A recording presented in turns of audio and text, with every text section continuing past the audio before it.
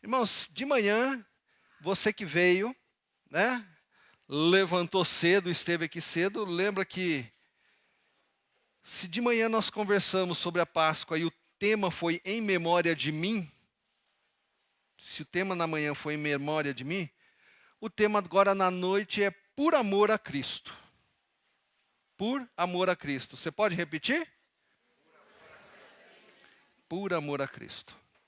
E o texto base, ele se encontra no segundo livro das Crônicas, capítulo 29, verso 11. Segundo livro das Crônicas, capítulo 29, verso 11, e diz assim, eu vou ler na Nova Versão Internacional. Meus filhos, não sejam negligentes agora, pois o Senhor os escolheu para estarem diante dele e os servirem, para ministrarem perante ele e queimarem incenso. Foi difícil de achar aí? Segundo Crônicas é lá no Velho Testamento, né? E eu quero conversar com você e eu quero desafiar você a ler essa semana, presta atenção, hein? O capítulo 27, 28, 29, 30 e 31 do segundo livro das Crônicas. 27, 28, 29, 30 e 31. Por quê? Porque eles mostram o contexto de toda essa situação, para a gente entender esse versículo, para a gente entender a Páscoa celebrada pelo rei Ezequias. E a gente, para entender um pouquinho, eu quero falar do Jotão. Jotão, já ouviu falar desse nome? Jotão? Não é Jotalhão não, hein? Não é aquele personagem do Maurício de Souza lá, aquele elefante verde lá. Não, é Jotão, um rei de Israel. E a história dele está lá no capítulo 27. E uma tônica do reinado de Jotão é que ele fez o que o Senhor aprova. E ali no capítulo 27, tem o registro de tudo isso. Logo no verso 1 diz assim, ele fez o que o Senhor aprova, tal como seu pai. O pai dele era Uzias. Mas ao contrário deste, não entrou no templo do Senhor. Vai prestando atenção nas informações, tá bom? Hoje eu vou relembrar com você algumas coisas da história.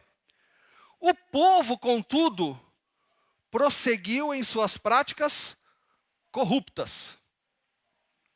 No reinado do rei Jotão, capítulo 27 do segundo livro das Crônicas, tá bom? Vou ler de novo. Ele quem o rei, fez o que o Senhor aprova, tal como seu pai. Mas ao contrário deste, não entrou no templo do Senhor.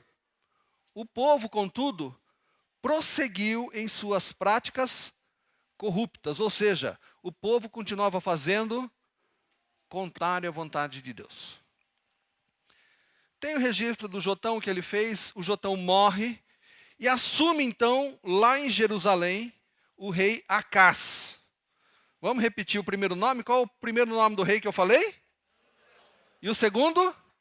Acás. Você vai ver lá no capítulo 28. O Acás foi um terror para Israel.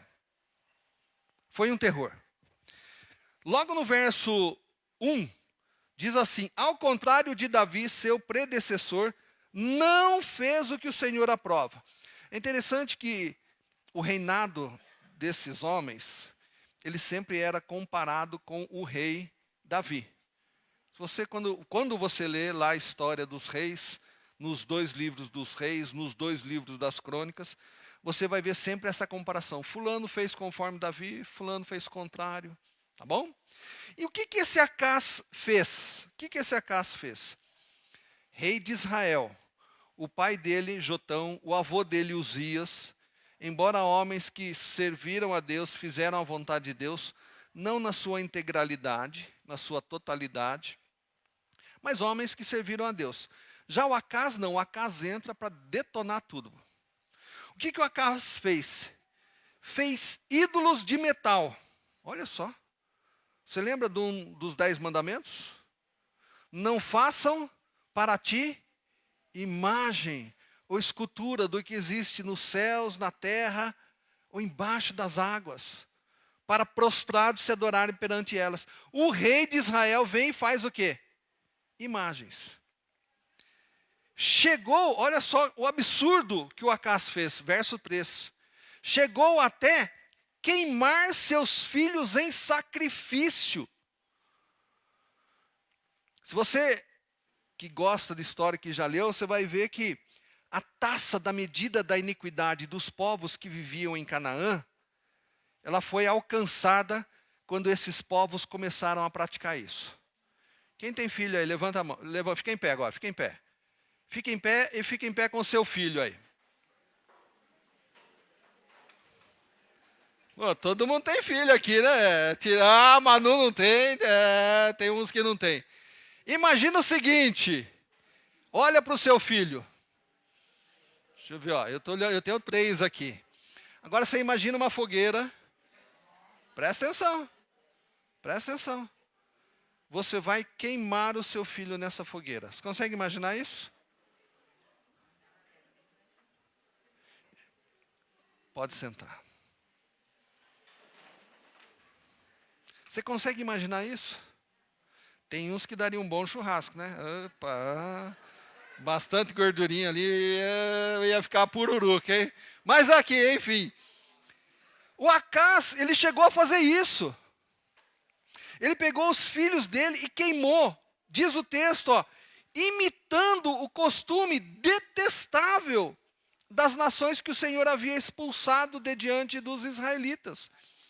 O Acás assumiu o reino, ele fez imagens para o povo adorar, ele queimou os filhos dele em sacrifício. Verso 4. Também ofereceu e queimou incensos nos altares idólatras, no alto das colinas e debaixo de toda a árvore. Isso que o Acás fez. Ele retomou. Isso não é novidade não, tá bom? O Acás não é novidade nisso tudo não, mas nós estamos olhando para esse período aqui, tá? O Acás retomou essas práticas. E olhando inclusive para os reis de Israel, que tinha a capital lá em Samaria. Ele traz isso para o meio do povo. O rei, ele começa então a trazer tudo isso. Esse é o contexto. Depois de Acás, lá no capítulo 29, então, assume o rei Ezequias. O rei Ezequias. Eu vou resumir, tá bom? Eu botei uns pontos aqui. O registro, então, do capítulo 29 do rei Ezequias, ele traz uma restauração, uma purificação do templo, das cidades lá de Judá, dos sacerdotes, dos levitas e do povo. O rei Ezequias, ele assume, e todas essas esferas da sociedade de Israel estava contaminada com as práticas que o Acás trouxe. Quem que estava contaminado mesmo? O povo, a liderança civil, a liderança religiosa, os sacerdotes, a liderança que exercia o seu ministério no templo, os levitas, todos contaminados. Se você prestar atenção no segundo livro das Crônicas, eu vou ler os 3 primeiros versos para você, tá bom? Ezequias tinha 25 anos de idade quando começou a reinar. Quem tem 25 anos aqui? Tem alguém com 25? Fica em pé, Tamires. Quem mais? André, fica em pé. Olha só, esses 2 têm 25 anos. Essa era a idade do Ezequias.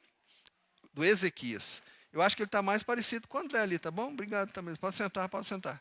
O Ezequias, com 25 anos, jovem, quando ele assume o reinado em Judá, o que ele faz? Continuando no verso 1, o nome de sua mãe era Abia, filha de Zacarias. Verso 2. Ele fez o que o Senhor aprova, tal como tinha feito Davi, seu predecessor. De novo a comparação. Mas presta atenção agora no verso 3. No primeiro mês do primeiro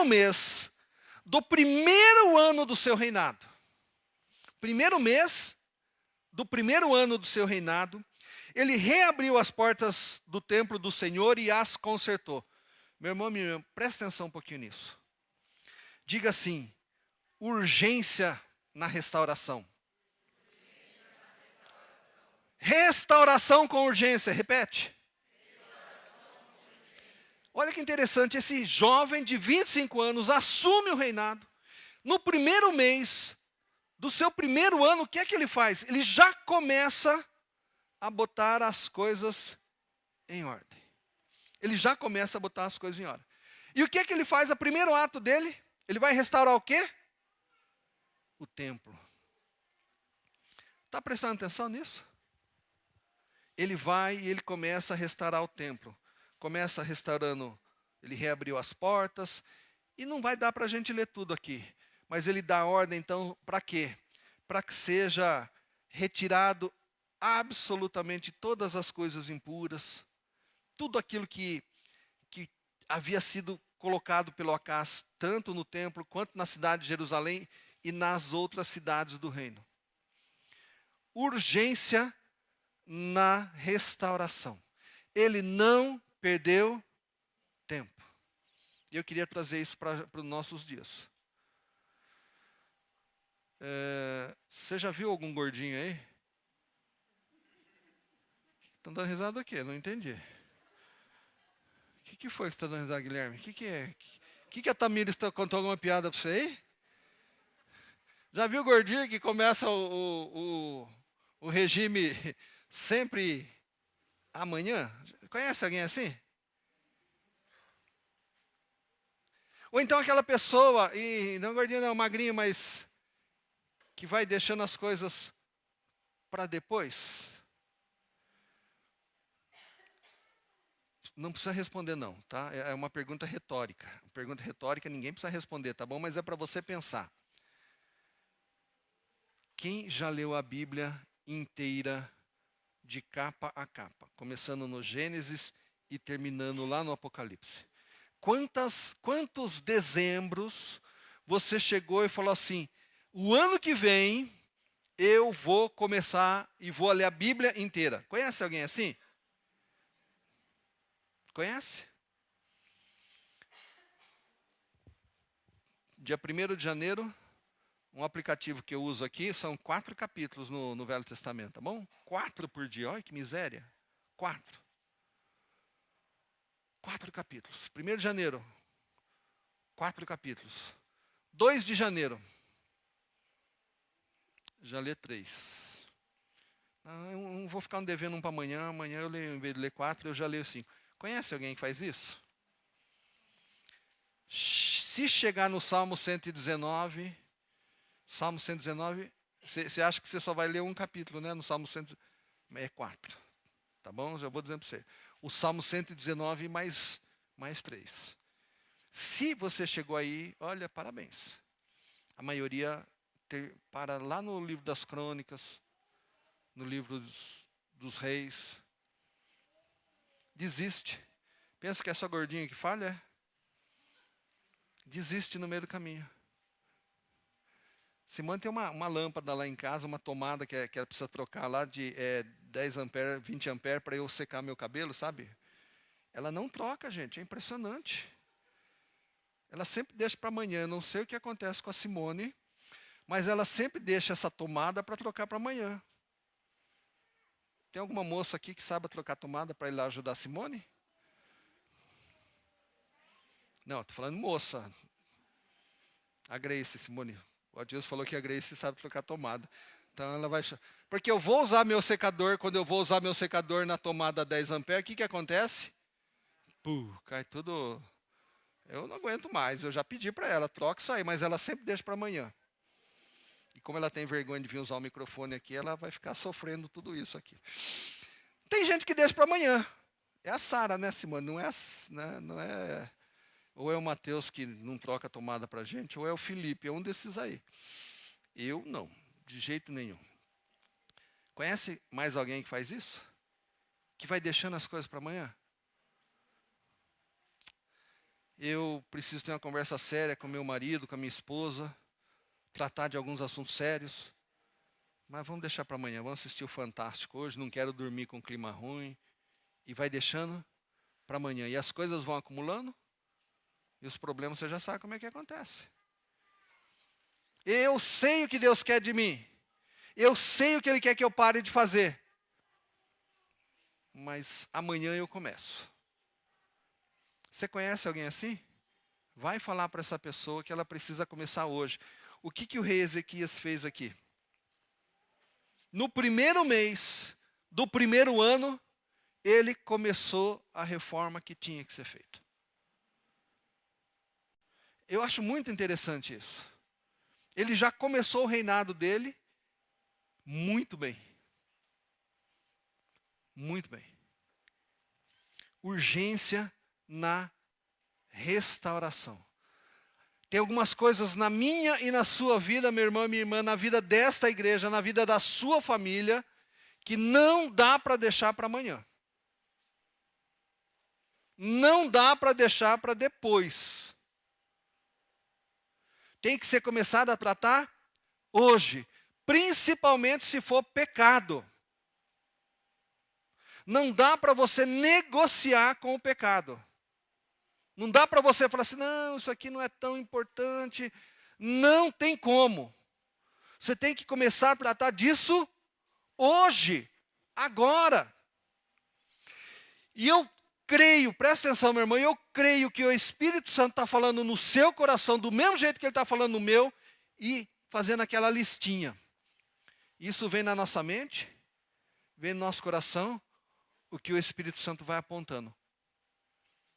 O que é que ele vai mostrando? Para mim e para você que precisa ser tratado. Quando que nós vamos fazer isso? Amanhã? Depois?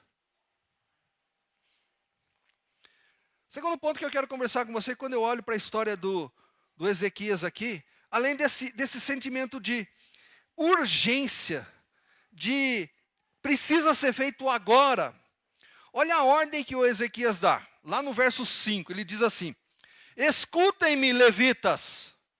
E quando a gente pensa de levitas, quem que vem na sua cabeça? O pessoal que está aqui na frente, né? A gente pensa que levita é só músico, né? Levita não. Quando a gente olha lá, levita é um grupo de pessoas chamados por Deus para trabalhar em vários aspectos do templo. Se a gente fosse pensar nos nossos dias hoje, quem seriam os levitas aqui? Esse pessoal que está tocando assim? Sem dúvida.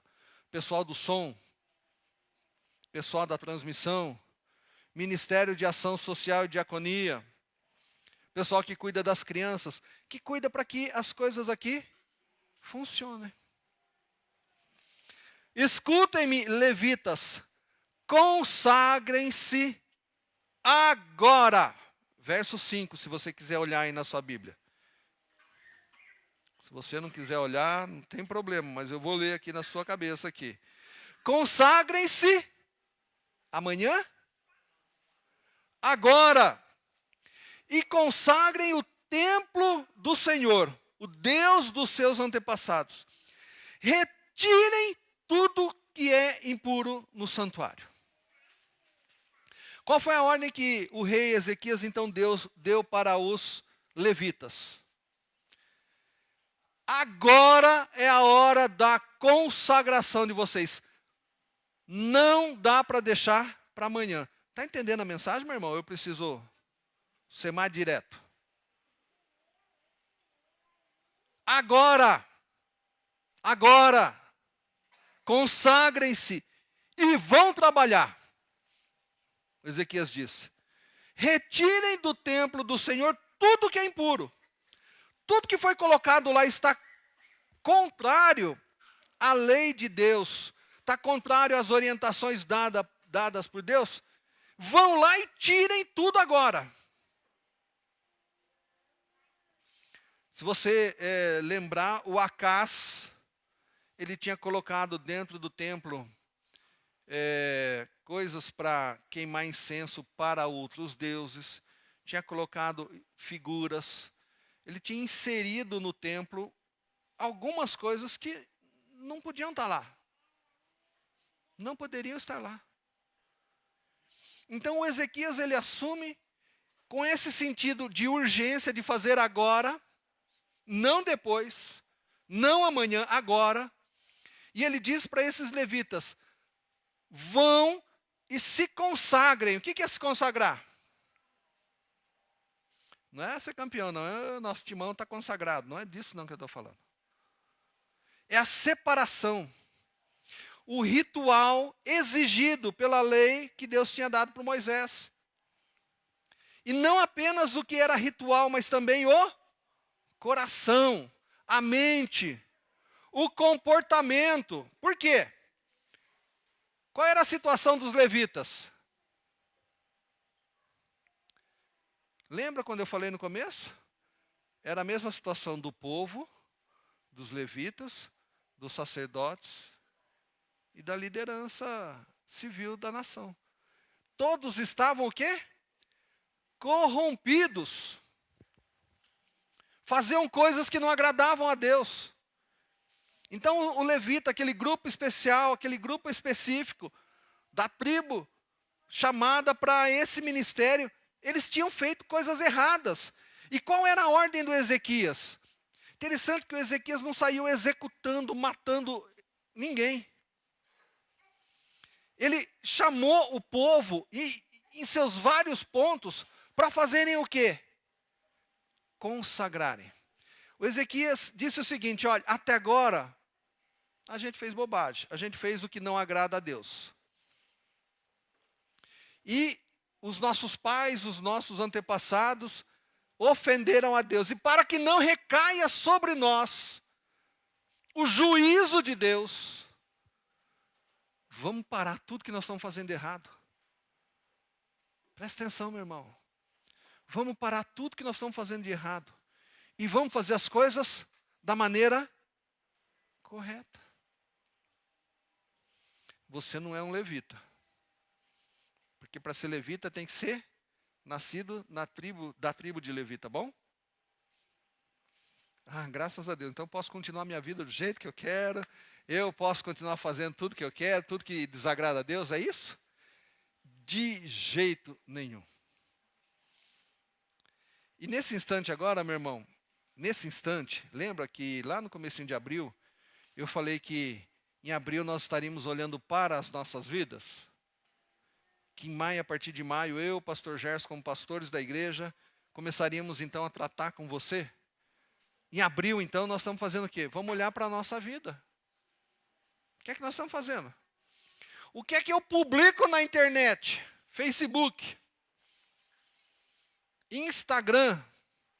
Eu só lembro desses dois. Tem mais algum aí? Ou o que eu compartilho no WhatsApp? O que as pessoas, quando veem as minhas publicações, o que eu compartilho, o que elas pensam de mim? É isso que o Ezequias está falando para os levitas e falou também para os sacerdotes. Parem o que vocês estão fazendo de errado. E consertem as coisas. Muda agora.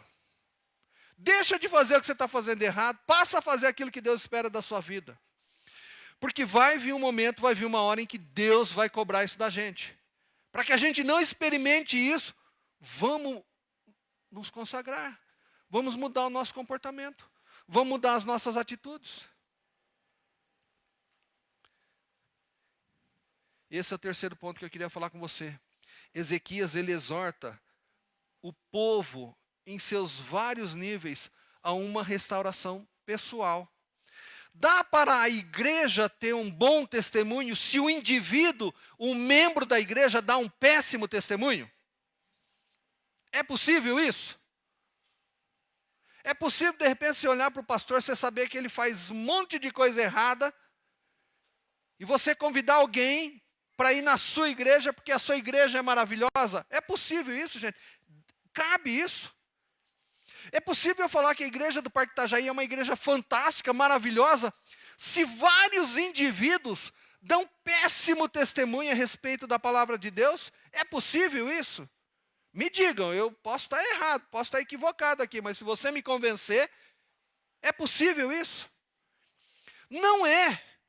Era isso que o Ezequias estava tratando com sacerdotes, com levitas, com o povo e com a nobreza de Judá. Não dá para a gente continuar com essas práticas corruptas, erradas, que ofendem a Deus e achar que está tudo bem. Nós precisamos mudar, nós precisamos restaurar a nossa vida. É preciso fazer essa restauração. É preciso restaurar o templo. São coisas que vão acontecendo ao mesmo tempo. Você é líder de algum ministério. É possível você, de repente, agir com Paulo, coloca o primeiro cântico que nós cantamos aqui. Hipocrisia, como é que é? Ficou lá fora. E a falsidade, mandamos embora. Ai, meu Pai do céu. A gente peca, o maior lugar onde mais nós pecamos é nos cânticos, sabia disso, né? E eu queria que Paulo colocasse lá, ó. Volta um antes, Paulo, um antes, só para... É muita benção. Não é isso que nós cantamos? Tem muita vitória, é verdade. A hipocrisia ficou lá fora? Ficou mesmo? Quem que tem que avaliar isso? Eu. Você. O que é ser hipócrita? Falar uma coisa e fazer outra. Gente, para mim, todo mundo é irmão. Todo mundo maravilhoso. Mas eu saio da igreja, primeiro palmeirense que eu vejo lá fora, eu viro a cara para ele. Principalmente quando o time dele ganha do meu. É possível isso, irmãos? É possível.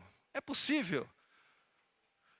Dizer que a hipocrisia ficou lá fora quando começam as eleições e eu começo a ser grosseiro com o meu irmão que pensa diferente de mim no aspecto político. Não me pergunte no que eu penso, que aí nós vamos brigar. É possível isso? Hã? Uma pessoa, eu não vou falar o nome, mas ela vai saber quem ela é, se ela estiver assistindo, claro. Falou assim, olha, pastor, eu perdoei fulano e beltrano que aprontaram comigo lá. Falei, que bom. Você vai na casa dela? Não, não vou. Mas eu já perdoei, está tudo resolvido. Mas você não vai na casa dela? Não, não vou. Está resolvido? Isso é hipocrisia. Eu falo uma coisa e acho diferente. Bota o próximo, Paulo. A falsidade mandamos embora. Oh, meu irmão, todo mundo aqui é irmão. Todo mundo. E a gente sai de fora, sai aqui do templo. Ou melhor, se o irmão está lá, eu vou sair por aqui. Se o irmão está aqui, eu já estou lá, saio por lá mesmo. Acontece isso, você já conhece alguma coisa? Já.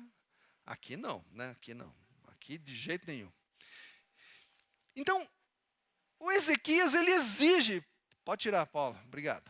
Ele exige, ele começa a mostrar, ele começa a cobrar do povo de Jerusalém, do povo de Judá, que restaurasse a sua vida, o seu comportamento. Não é possível, o Ezequias está dizendo, nós agradarmos a Deus, não é possível nós esperarmos a bênção de Deus, não é possível nós querermos que Deus nos abençoe se nós fazemos as coisas erradas.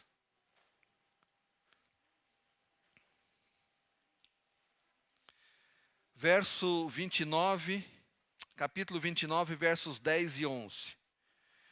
Pretendo, é o Ezequias falando ainda, tá? Pretendo, pois, agora fazer uma aliança com o Senhor,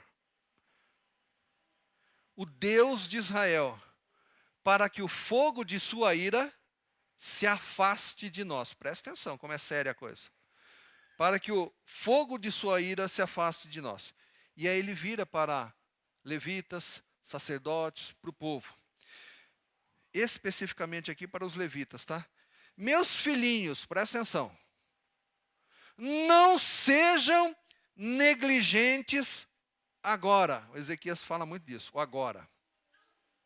Meus filhos, não sejam negligentes agora, pois o Senhor os escolheu para estarem diante dele e o servirem, para ministrarem perante ele e queimarem incenso. É uma palavra específica para os levitas, mas ela é aplicável a cada um de nós hoje. Nós não vamos queimar incenso, vamos? Alguns têm o ministério da música, outros no som, outros estão descobrindo ainda qual é o seu ministério. Mas cada um de nós fomos chamados para servir a Deus.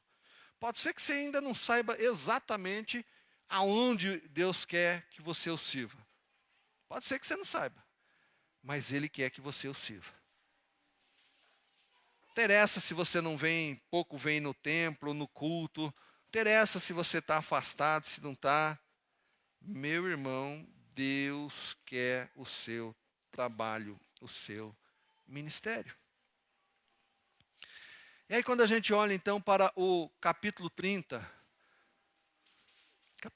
do segundo livro das Crônicas, a gente vai ver o quê? Essa celebração da Páscoa. O que acontece? Verso 1 lá do capítulo 30, o Ezequias mandou mensagem por todo Israel. Por quê? Porque nesse afastamento de Deus, eles não celebraram a Páscoa na data certa. Não celebraram. E aí eles oraram, conversaram então e resolveram o quê? Celebrar a Páscoa. Nós não comemoramos, não celebramos na data certa, vamos celebrar, vamos. E o Ezequias manda então cartas para todas as cidades de Judá para virem para Jerusalém. Manda para Efraim, Manassés. Cartas dessas vão parar em algumas outras tribos de Israel. Não vou dar para ler tudo, tá bom? Mas lê você. Mas o resultado disso foi o quê? O povo veio para Jerusalém. E o povo veio. Enquanto ele mandou chamar, lembra, ele está restaurando, mexendo no templo, tirando as coisas impuras, os levitas passando por aquele ritual exigido pela lei mosaica, os sacerdotes também. Mas na data marcada, o que acontece? O povo vem. E o povo vem com tudo. Vem alegre, vem feliz, e eles trazem ofertas. Ofertas pelo pecado, ofertas pela culpa, ofertas de gratidão, que são o quê? Animais.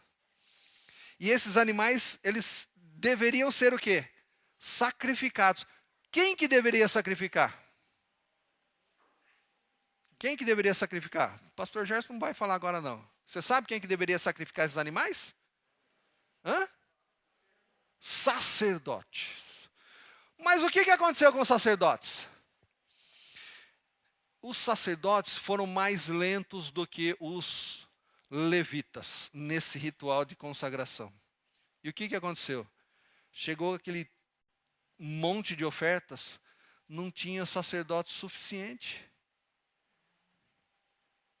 E aí o que acontece? Os levitas que foram mais rápidos, o quê? Começaram a ajudar. Leia aí, gente, capítulo 30 do segundo livro das Crônicas. E foi uma festa. E diz lá que os levitas e os sacerdotes ficaram envergonhados. Ficaram envergonhados por não estarem preparados para o serviço, para servirem a Deus. E eles aceleram para se purificar. Mas enquanto isso, aquelas ofertas, aquele povo todo lá, os levitas começaram a ajudar. Olha só que Páscoa interessante. E o que acontece? Era uma semana de comemoração. O povo estava tão feliz, falou assim, escuta gente, vamos dar uma prorrogadinha por mais uma semana. Vamos ficar aqui? Vamos continuar? E eles prorrogaram por mais uma semana. Outra coisa interessante que acontece nessa Páscoa aqui. Alguns do povo também não tinham se preparado e participaram da Páscoa de uma maneira errada, de uma maneira que não poderia cerimonialmente terem participado. O que aconteceu com eles? O Ezequias ora intercedendo por essas pessoas. E o Senhor aceitou a oração. E aquelas pessoas, conforme a lei mosaica, deveriam morrer, ser apedrejadas, o próprio Deus viria executar o seu juízo, elas foram perdoadas. Foram perdoadas. E aí, quando a gente olha para um texto desse, a gente vê que Deus não quer prática. Deus não quer ritual. Ele aceita, ele vê o coração das pessoas. Ele percebe, ele entende tudo isso. Meu irmão, isso é história. Presta atenção, por favor. Isso é história. Está escrito na Bíblia. Você pode ler. O que isso tem a ver comigo hoje? Nós chegamos na época, meu irmão e minha irmã, que nós precisamos colocar isso tudo aqui em prática. Os valores e os princípios que transcendem a época e os tempos. Você não é levita, nós não vamos matar nenhuma ovelha, não precisa mais. Porque as crianças deram a aula já hoje aqui. Jesus morreu no nosso lugar. É a Páscoa que nós estamos celebrando. A cruz está vazia. Vazia. Acho que é por isso que vampiro tem medo de cruz, né? Porque ele sabe que Jesus venceu a morte. Ele é o morto-vivo, não é isso? O vampiro não é o morto-vivo? Jesus venceu a morte. A cruz está vazia.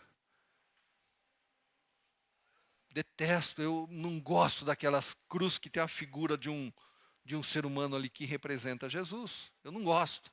Por quê? Porque ele não está mais lá. Ele morreu, mas ele ressuscitou. E ele espera de mim e de você o quê? Que nós o sirvamos. Podemos fazer isso de qualquer jeito? Presta atenção agora.